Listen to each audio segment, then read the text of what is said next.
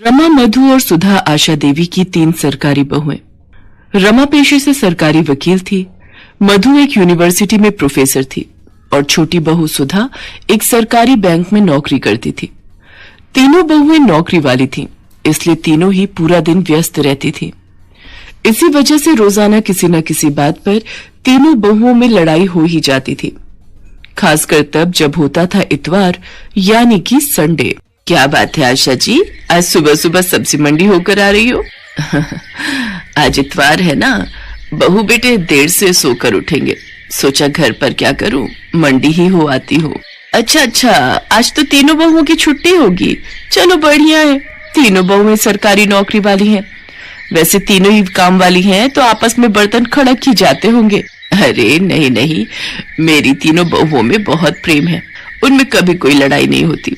अभी तक तो सब उठकर अपना अपना काम निपटा चुकी होंगी। अपनी वकालत घर में मत झाड़ो भाभी, मैं भी बड़े स्कूल में प्रोफेसर हूँ, मुझे भी गणित आती है। आलू के पराठे में प्याज नहीं डालेंगे, सिर्फ आलू पराठा ही बनेगा। अच्छा, मैं भी देखती हूँ कि तुम आलू के मसाले में प्याज कैसे नहीं मिलाती हो। तुम अकेले आलू का पराठा खाने वाली नहीं हो, हम सब हैं। अरे तो किसने मना किया? 6 आलू हैं, 2 तीनों के हो गए, ये 2 मेरे, ये 2 मेरे। ओहो, बहुत बढ़िया, खुद दोनों ने बढ़िया बढ़िया आलू रख लिए और मुझे ये गले हुए खराब दे दिए। बड़ी चालाक हो आप दोनों तो। अरे मैं भी बैंक में नौकरी करती हूँ, सारा हिसाब किताब मुझे भी पता है। ये आधा आलू खराब है, ये मैं क्यों रखूं? मैं अपना आलू नहीं दूंगी। मैं भी क्यों दूं? इतनी मुश्किल से संडे आता है, आलू पराठे खाने का ये मौका मैं क्यों छोड़ दूं? आलू तो मैं लेकर ही रहूंगी, देखती हूँ कौन मुझे रोकता है। हे भगवान, मैं मोहल्ले में कहती फिरती हूँ मेरी तीनों बहुएं गऊ हैं, मुंह में जबान नहीं है, तीनों में प्रेम है, पर यहाँ तो एक आलू के लिए महाभारत छिड़ी हुई है। इतनी बड़ी सरकारी नौकरी करने वाली हो तुम, पर लड़ाई बिल्कुल बच्चों की तरह लड़ती हो। थैले में आलू रखे हैं, उबाल लो जितनी मर्जी। पता नहीं मेरे इस दुनिया से जाने के बाद। आशा के इतना कहते ही तीनों बहुएं उसके मुंह पर हाथ रख देती हैं। माँ जी, आज कह दिया, आगे से ना कहना। सॉरी माँ जी, आप ऐसी बातें मत करो, आपके बिना हम तीनों अधूरी हैं माँ जी, आगे से ऐसी बातें मुंह से मत निकालना। फिर क्यों लड़ती हो तुम तीनों? देखो, जिस घर में प्यार होता है वहाँ भगवान का वास होता है, इसलिए आपस में प्रेम से रहा करो। आशा देवी अपनी तीनों बहुओं को ऐसी ही प्रेम भरी सीख देती रहती थी। उसके बाद तीनों बहुएं मिलकर एक साथ नाश्ता बनाती हैं।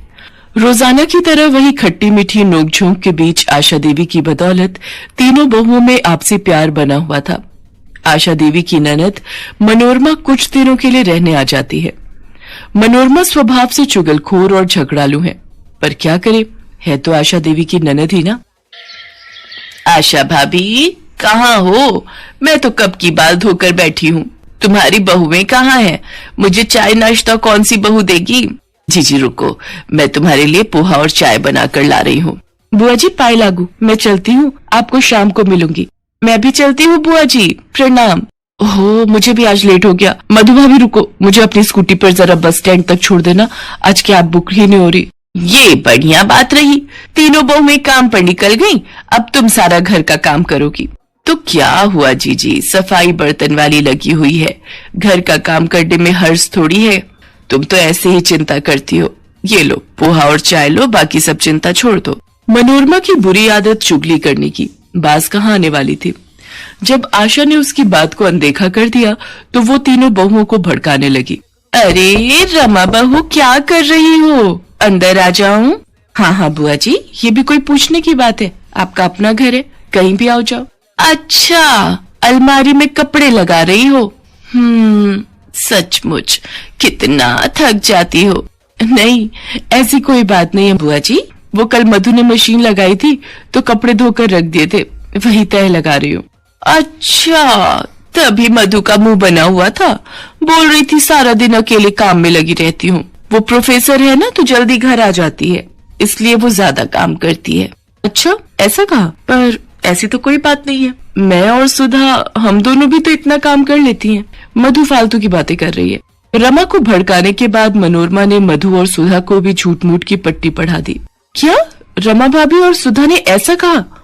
उनसे ज्यादा घर खर्च में पैसे मैं लगाती हूँ, उन दोनों की इतनी हिम्मत ये कहने की कि वो मेरे से ज्यादा घर खर्च करती हैं। आपको पता है बुआ जी, कितनी बार रमा भाभी और सुधा के जन्मदिन एनिवर्सरी पर मैंने महंगे महंगे तोहफे लाकर दिए हैं। अच्छा हुआ बुआ जी आपने मुझे बता दिया, ये दोनों मेरे बारे में क्या सोचती हैं।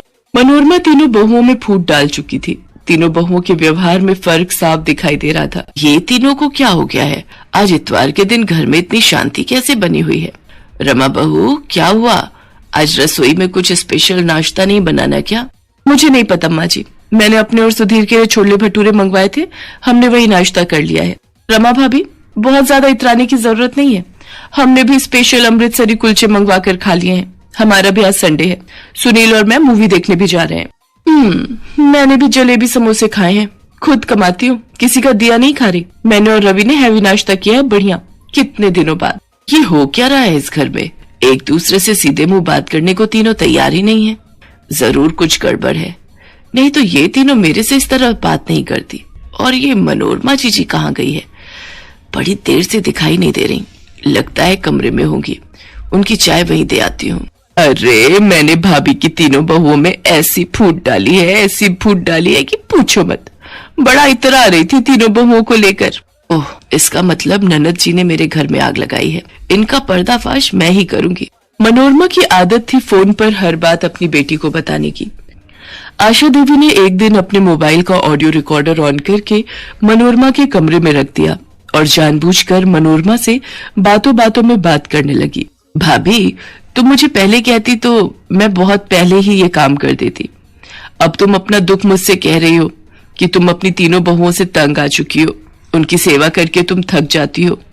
चलो अभी भी कुछ नहीं बिगड़ा है, तुम चिंता मत करो, मैं तुम्हारी तीनों बहुओं में फूट डाल चुकी हूँ। मनोरमा सारी सच्चाई बोल देती है कि कैसे उसने रमा, मधु और सुधा से एक दूसरे के लिए चुगली की थी। आशा तो यही चाहती थी कि सच्चाई सामने आए और वो मौका देखकर अपनी तीनों बहुओं के सामने अपनी ननद मनोरमा की सच्चाई सुना देती है, जिसे सुनकर तीनों बहुओं की आंखों में आंसू आ जाते हैं और वो एक दूसरे की तरफ देखने लगती हैं। मनोरमा शर्म से लज्जित हो जाती है और वापस अपने घर चली जाती है। मुझे अपनी तीनों बहुओं पर नाज है। तुमने किसी के भड़काने पर अपने ही घर में फूट डाल दी। मैं तो दुनिया से कहती हूँ मेरी तीनों बहुएं बहुत समझदार हैं, उनमें आपस में एकता है। कभी भी किसी के भड़काने में मत आना, नहीं तो घर को टूटते देर नहीं लगती। हमें माफ कर दीजिए माँ जी, आज के बाद हम ये गलती दोबारा कभी नहीं करेंगे। तीनों बहुओं में फिर से एकता हो जाती है और आशा देवी का परिवार टूटने से बच जाता है। रामपुर गांव में सेठ गिरधारी लाल का बहुत नाम था। गिरधारी लाल की जिंदगी में सारे ऐशो आराम थे। परिवार में पत्नी उमा और 5 बेटियां राधा, गौरी, कुसुम, पूजा और गुड़िया थे। गिरधारी लाल को अपनी अमीरी का बहुत घमंड था। इसी कारण वो जब भी किसी महफिल के बीच बैठता तो अपनी अमीरी का लंबा चौड़ा बखान करता। गिरधारी की सबसे छोटी बेटी का जन्मदिन था। आज वो 1 साल की हुई थी। अरे तुम देखना ज्ञानचंद, मैं अपनी 5 बेटियों की शादी इतने धूमधाम और शान से करूंगा कि रामपुर गांव क्या, आसपास मीलों दूर गांव के लोग देखते रह जाएंगे। वो तो है गिरधारी, तुम्हारी 5 बेटियां सचमुच बड़ी किस्मत वाली हैं, जो तुम जैसा पिता उन्हें मिला। वैसे गिरधारी, तुम्हारी बड़ी बेटी राधा को तो मैं अपने घर की बहू बनाना चाहता हूँ। अगर तुम कहो तो वापस शहर जाकर मैं इस बारे में तुम्हारी भाभी से बात कर लेता हूँ। ये तो बहुत बढ़िया बात कह दी तुमने ज्ञानचंद। सूरज और राधा बिटिया को बड़ा होने दो, हम धूमधाम से दोनों की शादी करेंगे। उस दिन गिरधारी लाल सचमुच बहुत खुश था। उसके पास सब कुछ था। सब मेहमानों के जाने के बाद उमा अपनी 5 बेटियों को सुला देती है। चलिए आप भी सो जाइए, थक गए होंगे, सुबह से कितनी भाग दौड़ कर ली। उमा, अरे अपनी बेटियों के लिए ही तो कर रहा हूँ सब कुछ। वैसे ज्ञानचंद ठीक कह रहा था, हमारी 5 बेटियां सचमुच बड़ी नसीब वाली हैं। उमा, हम अपनी बेटियों को खूब अच्छे से पाल पोस कर बड़ा करेंगे, फिर बड़े बड़े अमीर खानदान हमारी बेटियों के लिए रिश्ता मांगेंगे। तुम देखना, आसपास के गांव ही नहीं, शहर से भी बड़े बड़े रिश्ते हमारी बेटियों के लिए आएंगे। तुम देखना, मेरी बेटियों को देखते ही सब कहेंगे ये 5 तो अमीर सेठ गिरधारी लाल की बेटियां हैं। गिरधारी लाल खुशी से अपनी बात कह ही रहा था कि अचानक भूकंप आ जाता है। सब तरफ हाहाकार मच जाता है। भूचाल आने से सब कुछ तबाह हो जाता है। घर के घर टूट जाते हैं। उमा अपनी 5 बेटियों को साथ लिए गिरधारी को ढूंढ रही थी, पर उसका कहीं भी कुछ पता नहीं चला। वो रोती बिलखती गांव के पास बने टेंट में पहुंचती है। भैया, आपने कहीं मेरे पति को देखा है? आप जानते होंगे सेठ गिरधारी लाल, वो मेरे पति हैं। बहन, मैंने देखा था तुम्हारे पति के ऊपर लोहे का एक खंभा गिरा था। शायद वो अब इस दुनिया में नहीं है। हे भगवान, ऐसा नहीं हो सकता। मैं अपनी 5 बेटियों को लेकर कहाँ जाऊंगी? मैं यहाँ पर किसी को भी नहीं जानती हूँ। उमा अपनी 5 बेटियों को लिए टेंट में कुछ दिन रहती है, पर उसके बाद सब वापस अपने अपने घर लौटने लगते हैं। उमा का तो कोई घर ही नहीं था। वो शहर की बस में बैठ जाती है और शहर पहुंच जाती है। माँ, हम सबको बहुत भूख लगी है, कुछ भी खाने का ले लो, कल से हमने कुछ भी नहीं खाया है। हाँ हाँ राधा बिटिया, तू यहाँ पेड़ के नीचे इन चारों को लेकर बैठ, मैं अभी थोड़ी देर में कुछ खाने को लेकर आती हूँ। इन सोने की चूड़ियों को बेचकर कुछ पैसे मिल जाएंगे, कुछ दिन गुजारा चल जाएगा, फिर मैं कोई काम ढूंढ लूंगी। उमा शहर में बनी एक सुनार की दुकान पर जाती है और अपनी सोने की चूड़ियां बेचती है। 40,000 रुपए मिल जाएंगे इन चूड़ियों के। हाँ हाँ दे दीजिए, मैं इन पैसों से कोई काम शुरू कर लूंगी। पहले सबके लिए कुछ खाने को ले जाती हूँ। उमा सड़क पर अभी रुपए गिन ही रही थी कि तभी एक चोर उसके हाथ से सारे रुपए छीनकर भाग जाता है। चोर चोर, कोई पकड़ो, मेरे रुपए लेकर भाग रहा है, कोई मदद करो। उमा चीखती चिल्लाती रही, पर किसी ने भी उसकी आवाज पर ध्यान नहीं दिया। चोर उमा के हाथ से सारे रुपए लेकर भाग गया। उमा के हाथ खाली हो गए, उसके पास कुछ भी नहीं बचा था। वो खाली हाथ ही बच्चों के पास वापस लौट आती है। माँ, क्या हुआ? तुम कुछ खाने को नहीं लाई? माँ, तुम रो क्यों रही हो?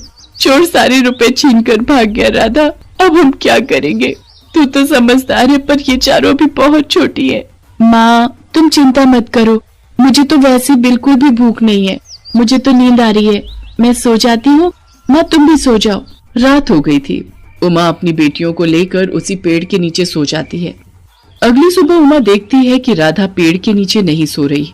वो अपनी चारों बेटियों को उठाती है और उनसे पूछती है, गौरी, पूजा, कुसुम, गुड़िया बेटा, उठो उठो, तो राधा कहीं दिखाई नहीं दे रही, तुम्हें बताकर गई है क्या?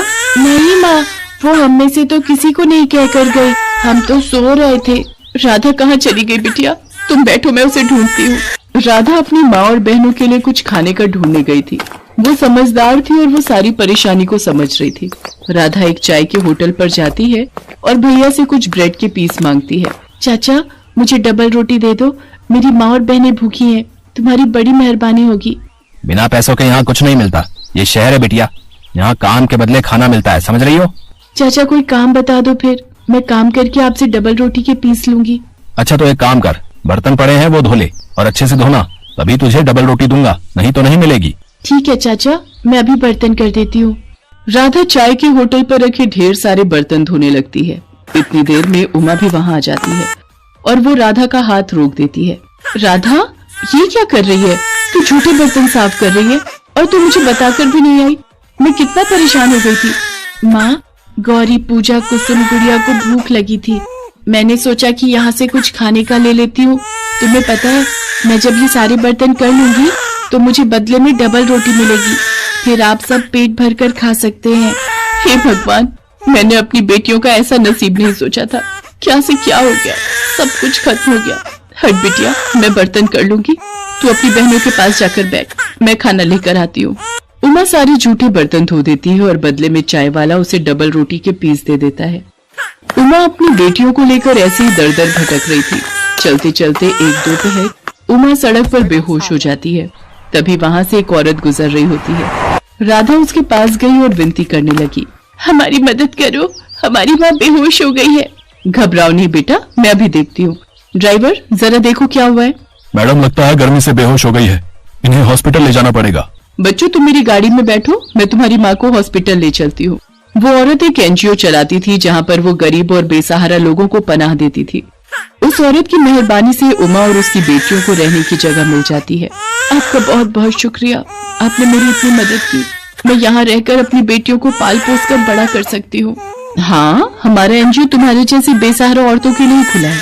तुम्हारी बेटियाँ यहाँ पर रहकर पढ़ लिख कर अपने पैरों पर खड़ी होंगी। अब तुम आराम से यहाँ रह सकती हो। तुम्हें यहाँ रोजगार भी मिलेगा।